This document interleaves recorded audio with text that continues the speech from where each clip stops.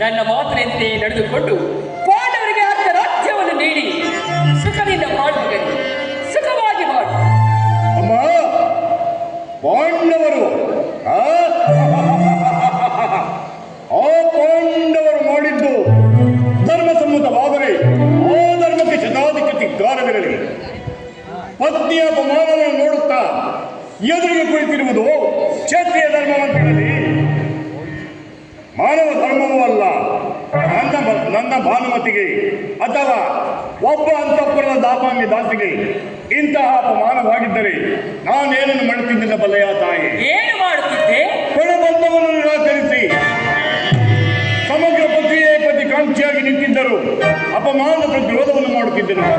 ಆದರೆ ಆ ಧರ್ಮ ದುರ್ಗನಾದ ಪಾಂಡವರು ಮಾಡಿದ್ದೇನು ತಾಯಿ? ಒಬ್ಬ ಹೇಳಿಗೆ ಒಪ್ಪದಂತಹ ನಿಸ್ಸಾಯಕವಾದ ನಾಡಸ್ಯ ಭಾವ. ಅದಕ್ಕೂ